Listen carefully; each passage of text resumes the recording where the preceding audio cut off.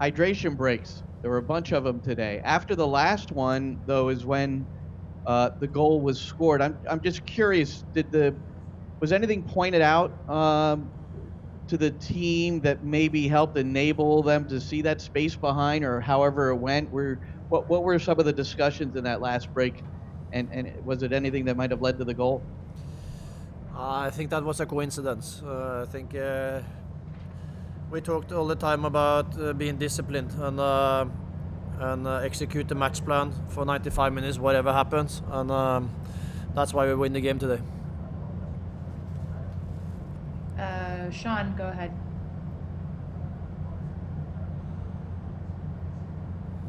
Congrats on the win, Coach. Seems you got some sun. In the last presser, you had stated about having a different system, less freedom, having your players in their place. The talking heads, one is a former DJ, and Moreno, who was a player, took you to task with that a little bit. It didn't seem to me as though that was set in stone as much as more of a template to follow. How would you address that? It seemed that you were moving the ball wide, and then the goalie went deep and it worked out. It's very hard to hear what you say now. I understand you talk about the system, that we are more familiar system, but I didn't hear more.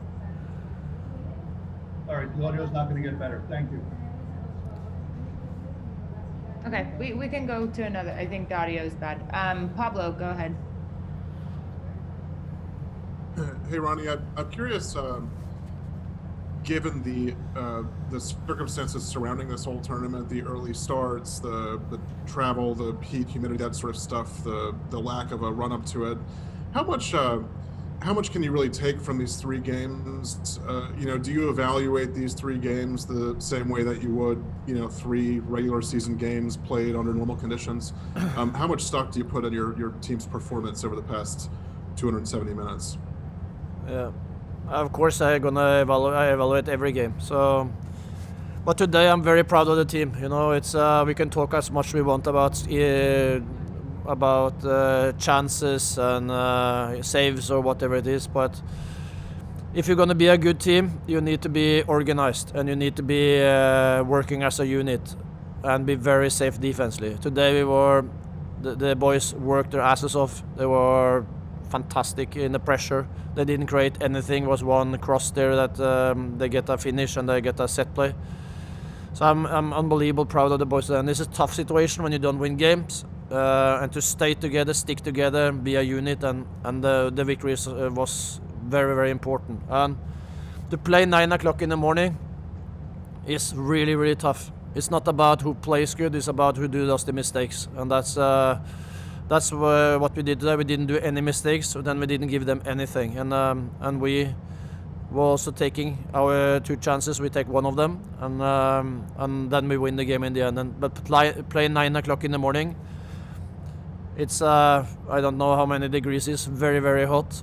And in the situation we've been to, it's like the boys need to get a lot of positive feedback after this, because it was really good. And at the same time, in the 2 other games, we have created more chances than the opponents.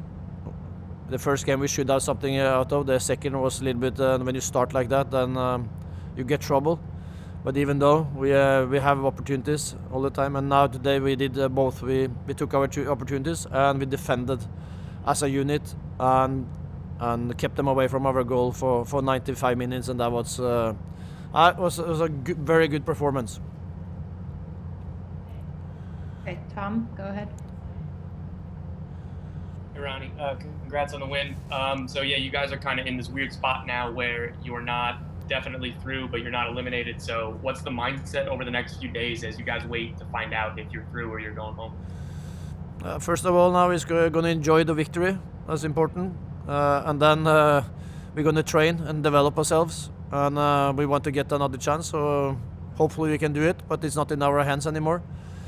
But we give us an opportunity that it can happen with winning today. So we're gonna prepare for playing one more game down there, hopefully more than one. Okay, Michael Ander. Ronny, going into the tournament, you had talked about the possibility that Nicolas Acevedo would be fit enough to play. I'm curious what changed, if it was something tactically or was it just fitness? So Niklas need time to get used to the environment and the tempo and the MLS, and also the team hasn't been in the best frame of mind right now, and then it's important to play more the players that knows what this is about. But he's improving every day, and he's going to be an important player for us in the future. So it's a player that I know going to have an impact. But every young player that come to MLS is not used to almost every, of course, especially when you come from Uruguay, the tempo is not that high it is in MLS. So he needs to adapt to that. And but I see the skills every day, and unbelievable ambitious also. So when you want to learn and you want to develop, he will and have those skills, and we know we're going to get something good out of him. Okay, Christian Smith. How's it going, Ronny? Congratulations on the win. So today, obviously, first win of 2020 in MLS play. So to take me through it, what did the guys do better today than they've done in the past? And also, where is there still room for improvement? Like, where is that last missing piece to where this team can just start collecting results the way that they were expected to in the beginning of the season? I think we played the same as we played the first game. But we didn't take our chances. Now we take our chance, and we kept them away from our goal. Philadelphia had one chance, and then that was not a big chance either, so they got that. And all these games down here is going to be very, very even all the time. So it's different, especially when you play in the morning. So it's a lot to take with us, and also to be in a true experiences like this, have losing some games on a row. That's makes us to know each other in a better way, and that's what we need when we have a new coach, new staff, new sports director, and also a new style of play and some phases of the game. Then you need to experience things to build trust and safety together. So we want to do that through winning, but sometimes also losing can be a positive thing when you use it right. Glenn, go ahead. Ronny, so at halftime, hadn't scored, and that's been something that's been discussed a lot. But what were some of your words at halftime? How did you kind of keep them going? Was it just based on you like the way things were, and this is going to come? That's the theme. Halftime, we just talk about keep on going what we're doing. Defensively was really good in the first half, and that we just had to keep on doing. They could score on set play and counter-attacks, so offensive marking and when we attack was important. And then offensively, we needed to break lines more and switch the play so we can get more chances. And that was a little bit better in the second half, but there's things we have to work more on, and there's also a lot to do with the climate and the pitch and the time of the day we play the game. So I think you will see different play when you come to different times, and we play on different pitches. Christian, I think you have another one. Go ahead. So, Ronny, earlier on in the game, I was thinking to myself, Joe Scally is due to lead the team at the end of the calendar year to join Mönchengladbach in the Bundesliga. Are there any? What are your plans for him moving forward while the team still has him, and do you expect him to feature extensively this year? He's fighting on the right back position with Anton. Anton is a top player in MLS.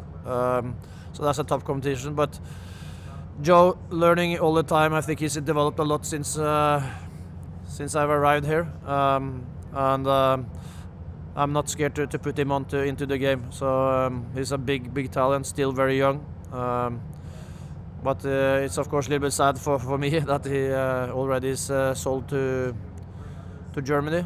But we want to use him during the season, and he will get his opportunity when that's right. When the time is there.